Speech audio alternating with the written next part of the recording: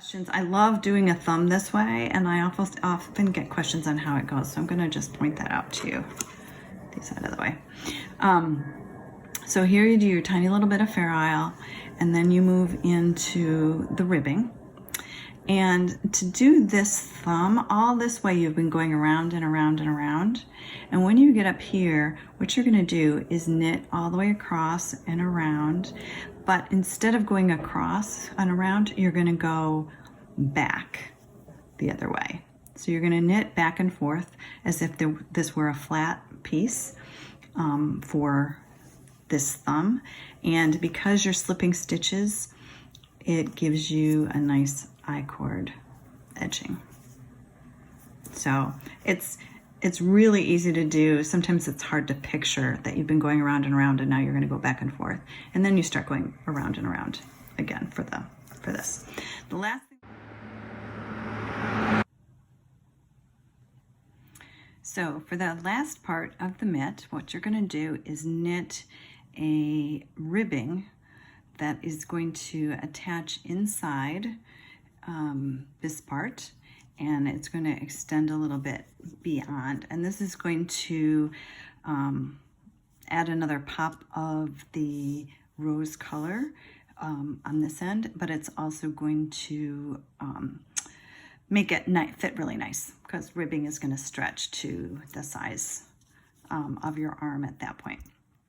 So this is truly why we added this stripe here of the contrast color, because that is going to help you pick up stitches. It's going to make it really super simple. So all you're going to do is take this edge and you're going to flip it over like this. And you're going to see, if you look inside, you'll see that there's 2 rows of rose color, of pink color in here. And what we're gonna do is pick up the top one, the one that's closest to your cast on edge. So you're gonna roll it back like this, and I'm gonna start over here where the rose starts. And all you're gonna do is you're gonna go under that stitch. Grab my contrast yarn here. This one I just pull through, and now I have picked up and knit my first stitch. And then I go under the next one, wrap and pull through, go under the next one,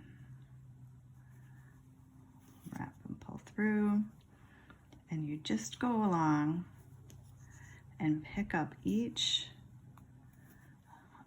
of the pink stitches. You just slide your needle under there, wrap and turn.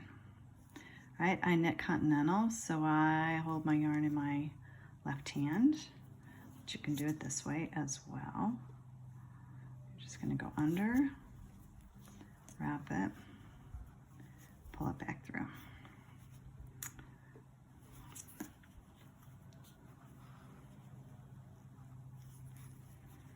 Okay, and I'm gonna switch back so that you don't have to watch me struggle as much. And basically what you're gonna do is go back to the original number of stitches. We cast on 48, and we're gonna have 48 back on the needles, and so that is 3 groups of 16, if I can do my math, 2, 4, 6, 8, 10, 12, 14, 15, one more. And then I'm just going to pick up my next needle, put another 16 on here. If you are if you're doing 2 circulars, or if you're working on, magic loop, then, if it were 2 circulars, you'd put half on one, half on the other. Magic loop, you're just gonna put them all on one. If you're using flexi flips, you would put half on one and half on the other. Okay, so now I have 16 on each needle. Tuck my little ends in there. And I'm just gonna knit around and around with knit 2, purl 2.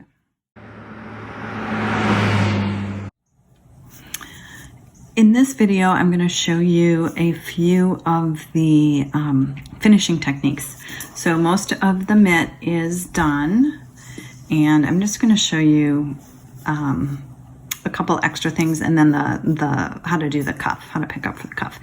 So because there is this one stripe of color, which you'll see in a minute is extremely useful, you do have the ends to weave in. And what I like to do is just duplicate stitch. So I did one of the ends, you can see over here, and I went this way. And you can see it's a little more pronounced, but pretty subtle in there. And so I'm going to show you how I do duplicate stitch for this side as well.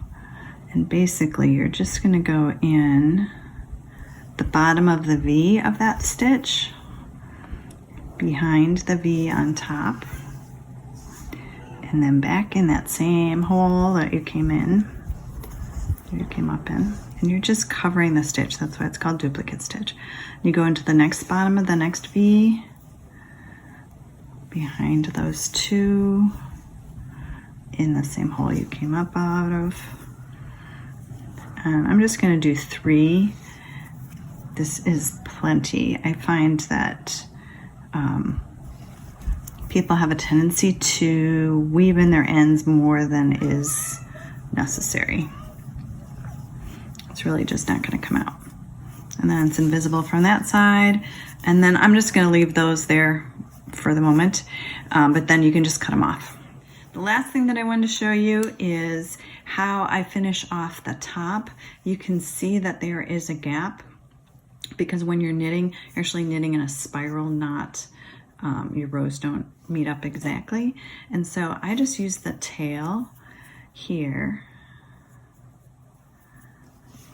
to join it. I go under, you can see this, I go under sort of both of the little loops there and close up that gap.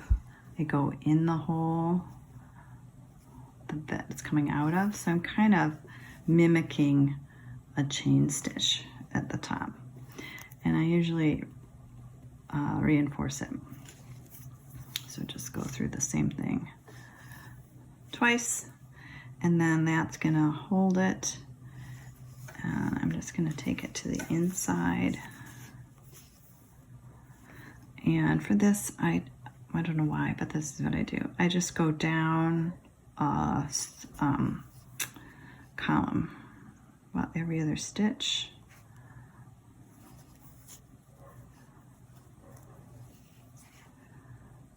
You can see I'm just picking up one side of the stitch, kind of tacking it down. Cut it off, that's going to be the inside, and you're all good.